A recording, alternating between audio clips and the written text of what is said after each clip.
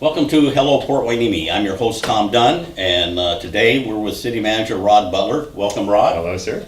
I think this is almost our first show this year. Yeah, we've kind of gotten off of a regular routine Well, since the holidays. we had the holidays, and there's been a lot of things. Enjoy them. So a couple things have come up that people have let us know about, and I want to address them with Rod. And as usual, we'll either give you an answer, or Rod will explain what he has to do, and then in a month down the road, if that has been done, we'll report it. If not, we'll have a reason why it hasn't been reported.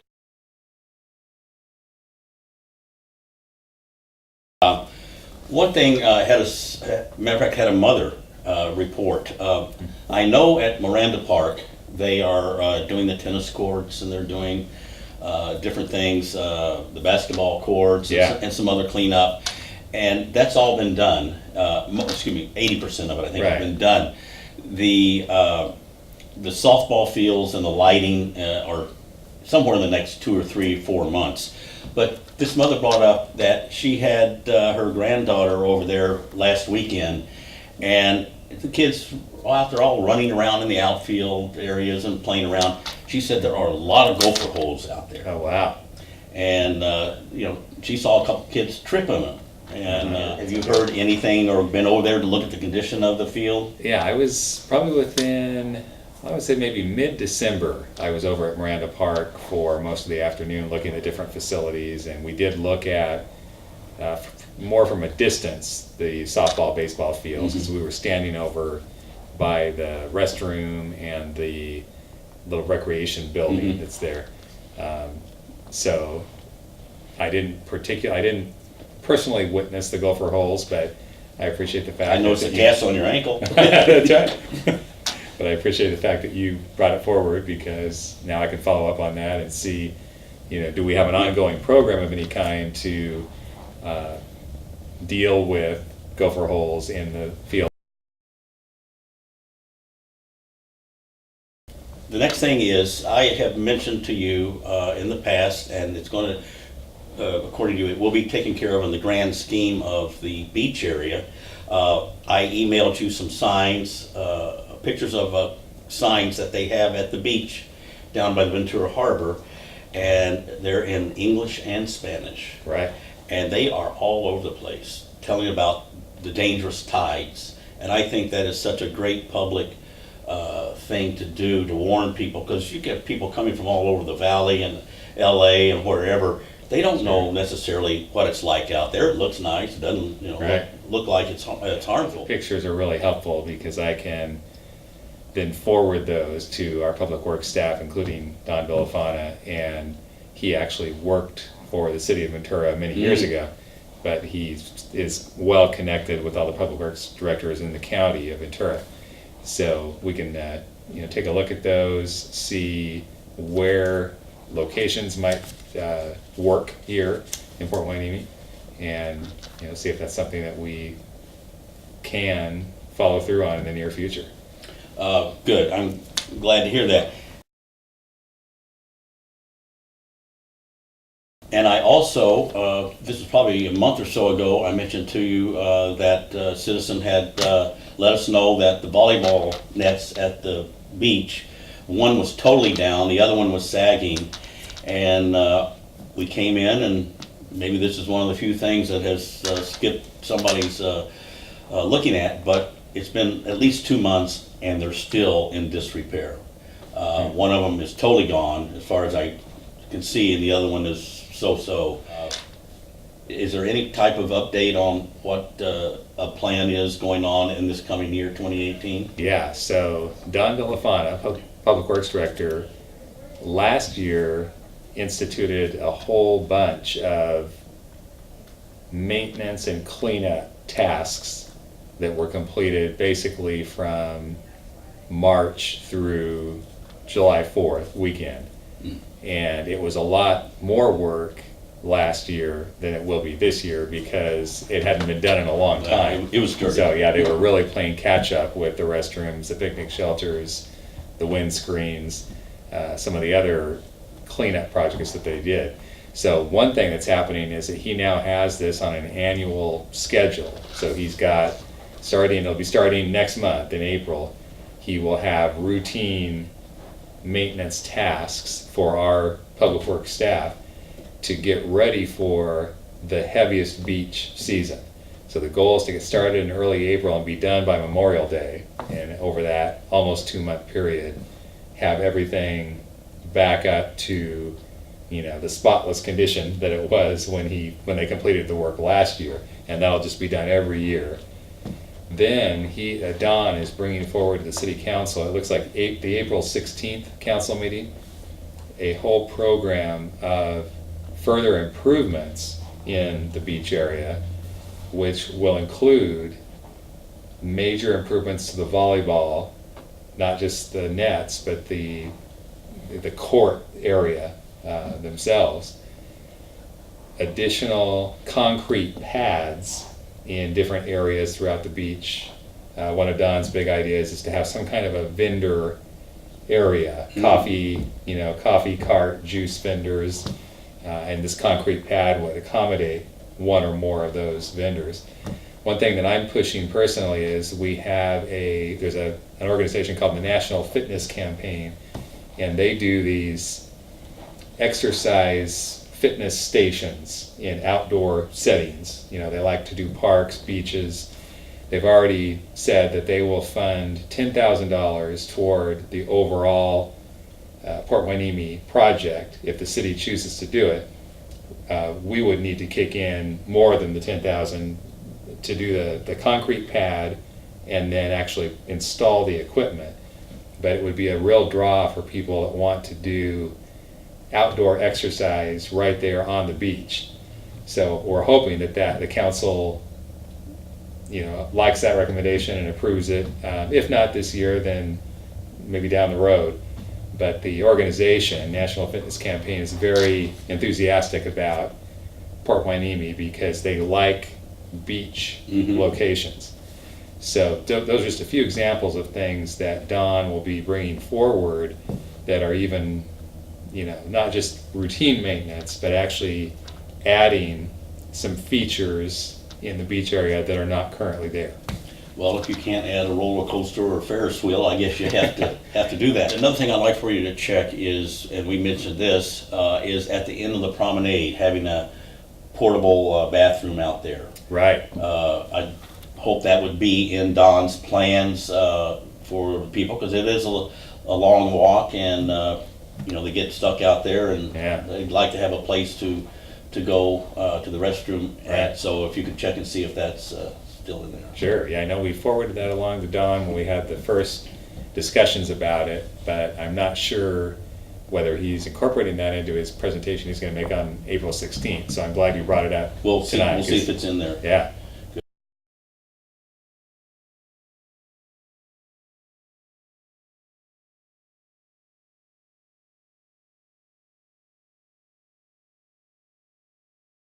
Sure.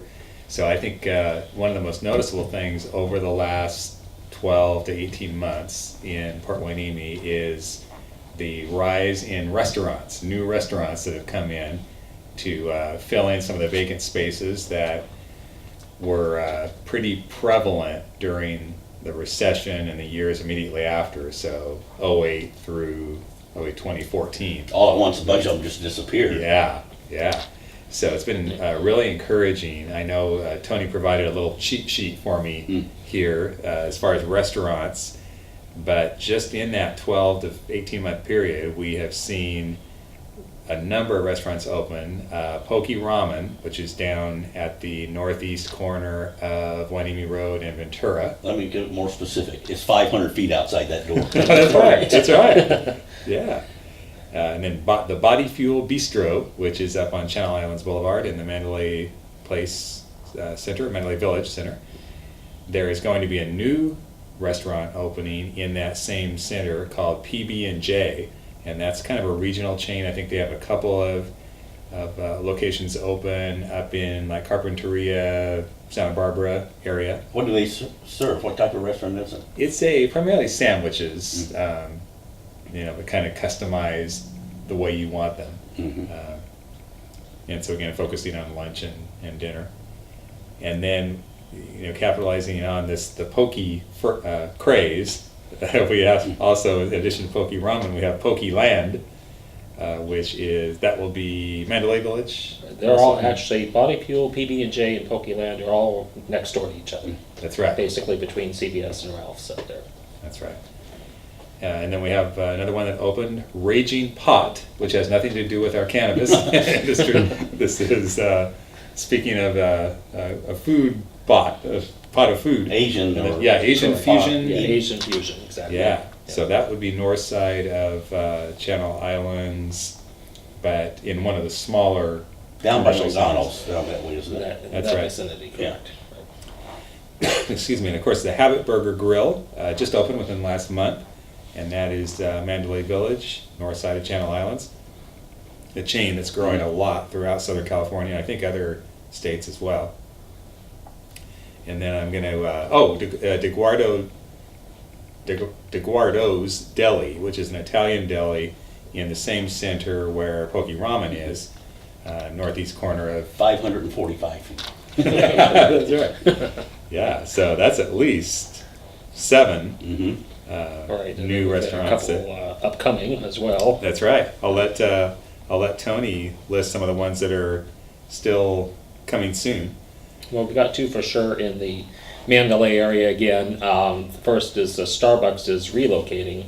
They want to add a drive-through, so our former Dairy Queen store, anybody who's driven through there has seen that it's been torn down at this point, and they're building a new Starbucks drive-through.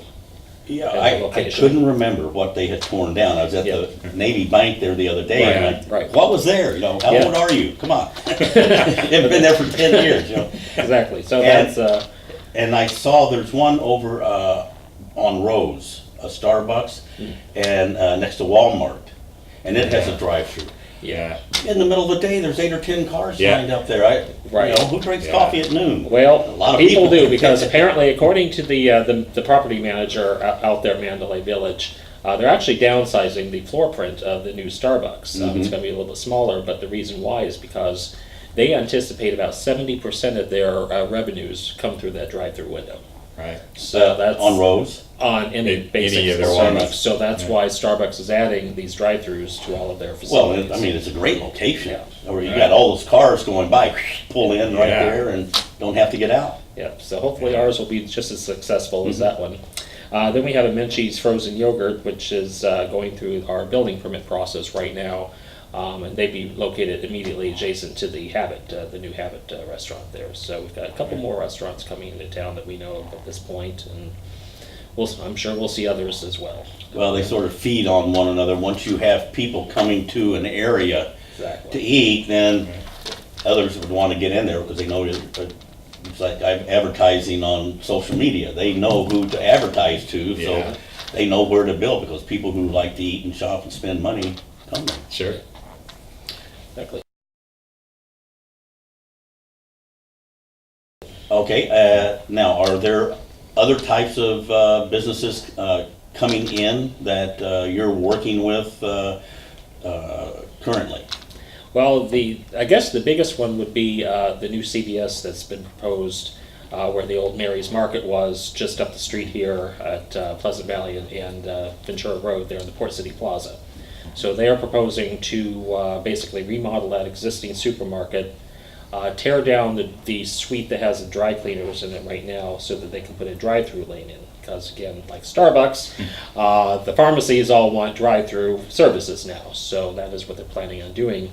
That we are taking to the City Council this coming Monday evening for hopefully approval. And then we'll see them start through the construction process on that. So hopefully not only a nice upgrade to that center, but also bringing in a much needed tenant. So that's our biggest one that we're dealing with right now. Then of course we've got our various cannabis businesses. A couple have been approved at this point. The first one's been opened up there on Ventura Road, up just south of Bay Drive. It's near the 99-cent store. Correct. Down right, at the end there. Right. And we've got an application in for a second one in that location. The property owner actually is wanting to have a couple of them in there. And then we've got a few others up and down what we call the Green Mile now, which is Channel Islands Boulevard. So we've got one additional approved along there, and then a couple other applications in there. We've got one, the former Top Deck Bar, just outside the gate of the naval base on Pleasant Valley. We have an application in for reconsideration coming up this Monday night at council again. Then we've got, of course, the city-owned Industrial Avenue property that we're working with a team on potentially purchasing. So that is in the process of negotiations, we'll call it right yeah. now. Yes, yes. And the main thing to point out for any faithful Hello Port Hueneme viewers is that is not a dispensary. The one on Industrial, so if you're a Surfside 1, 2, 3, 4 resident, your blood pressure can go back down. There will not be, that area is not zoned for a dispensary. This would be a cultivation and manufacturing facility there on Industrial Way. So the same company that we are in negotiations with now has applied to have a dispensary up on Channel Islands. So they'll have manufacturing, cultivation at Industrial Way, and then actually sell product up on Channel Islands. Last year at this time, I did a survey of the retail, I think Rod and I did a show on it, of the retail spaces in Port Hueneme. Now, this is not, where the McDonald's and CVS's and stuff are, but it's just the regular retail stores. There were 160, and last year there were 40 vacancies. And I just did a survey this Friday, and there were 30 vacancies. So that's a decrease from 25% to 20%. Yeah. And shows in the last year we've been making some progress, and so I hope we can keep that up. Is there anything coming down the road in the next year or two that you've heard about, you have feelings about, or you would even like to, do some type of a program to try to attract? Speaking for both of us at this point, a couple of things that we're working on. I've started the process with the City Council. We'll have our first workshop on April 9th, looking at ways to clean up our development code, basically, the zoning ordinance and our processes to make them a little bit easier. Not only to be more attractive to business, but because the staff has been, cut so much here in the city, we need to be as efficient as possible. We brought our building and safety team back in-house as opposed to contracting out, which allows us to not only have a much quicker turnover in plan check review, and for businesses, time is money, so that's extremely important, but also we now have the ability to provide inspections every day of the week that the city's open, whereas before it was 20 hours a week, basically. So again, we anticipate this to be quite an asset for our business community and make it more attractive and get folks through and open that much faster. So there's a couple of big things that we've either started or we've already implemented here in the city. And Rod, you may want to speak a little bit more about some of the projects over on Pleasant Valley that we're working with right now. Sure. Yeah, so the city owns several lots on the south side of Pleasant Valley, just east of Panoma. Would that be a good way to describe that area? Between Panoma and San Pedro, yes. Right. And we've got, we're in discussions now with a group that would, over time, completely redevelop that block. So they would buy the city-owned lots and then also probably try to acquire some of the privately owned lots that are there and just really modernize and clean up that whole area, that whole neighborhood, with some combination of new residential units, probably apartment type, multifamily housing, but also have some retail space on the ground floor.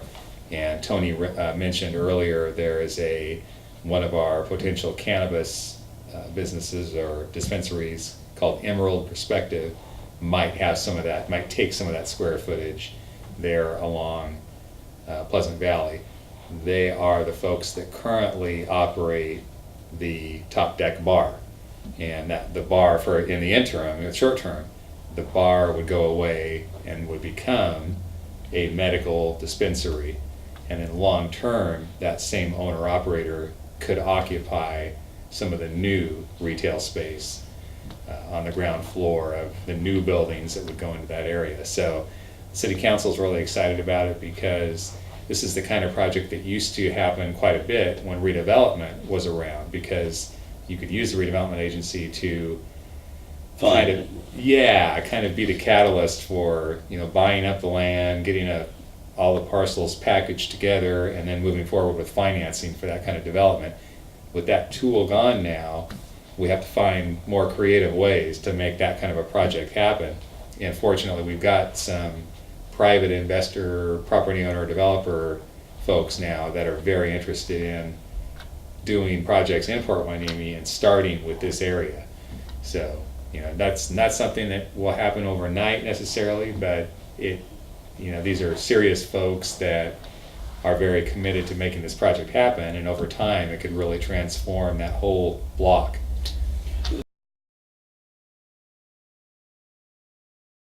Tony, I wanted to mention one thing, and this is what I heard, it's been a year and a half ago when I first started, running around the city, was that with the business, let's call them applications, people trying to get businesses, they complained, the people I ran into, about, well, you can't have this color, that, you can't have this type of sign, you can't have this. And it wasn't like somebody was using a garish color or a totally out of place sign. It was just, there were so many little knick-knack things that just made them think, what's going on here? Are you aware of that? Has it been addressed, if you are, or is it not an issue anymore? Well, it hasn't seemed to be been a real issue for us, at least since the time I've been there. Our sign ordinance it's somewhat restrictive, and that's something that we'll look at when we go through this code update, cleanup, and if the council's interested in possibly allowing additional signage. That's something that we can certainly discuss. It truly hasn't been much of an issue, but I know in the past there have been, with regard to getting through the process, especially the planning process and whatnot, there may have been some, we'll just say a little extra work that was not necessarily needed, so the new team, basically, we have Rod, the new city attorney, our economic development consultant, myself. We've kind of taken a look at our code and determined that maybe some certain interpretations could have been done a little bit differently and in a little bit more business-friendly manner. Yeah. So we've already implemented what we can into the code, what the code allows now. But again, part of a major component of this code cleanup will be to see how we can further streamline that process and be more development and business-friendly here in the city. If I remember correctly, somewhere in our little motto, it says friendly city. That's right. So all aspects of the city, need to work on that. There's one other thing I wanted to bring up, was that with the cannabis business medicinal opening up, I believe, if I've heard correctly, around July, the adult use or recreational, as you want to call it, may be ready to open up a few sites. Is that correct? Correct. So the council back on December 18th approved a modification to our what we call the cannabis ordinance and allowed recreational applications as well. But they also put on, I won't call it a moratorium, but a waiting period, which ends technically on June 19th would be the first day that we would allow a recreational business, if they're ready to go, to open. But the purpose was just to see how the medicinal operators played out first. Yeah, Chief Salinas talked to me, and also he made a presentation at the city council where he wanted to see how that business flowed, what was needed in the security area, what did they need to add, subtract, or work with, because it is a pretty good system that they have in place, and you really never know how it's going to work until you actually have actual customers coming and going. Exactly. Right. And so they wanted to get a handle on that, because the traffic will be heavier with the adult use, and at least they'll have an idea of how many people they have to have, and if they're, you know, going down the correct avenue.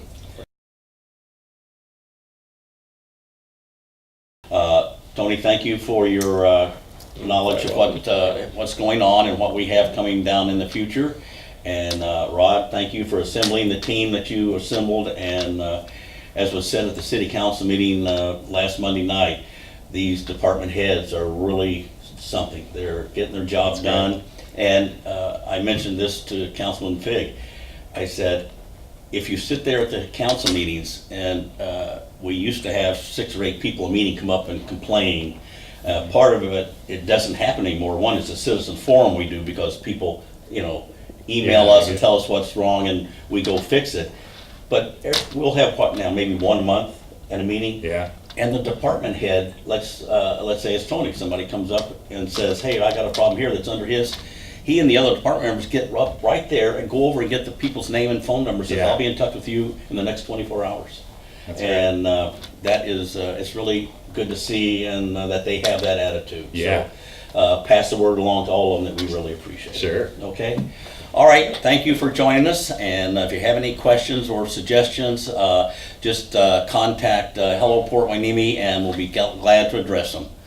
We'll see you on our next presentation.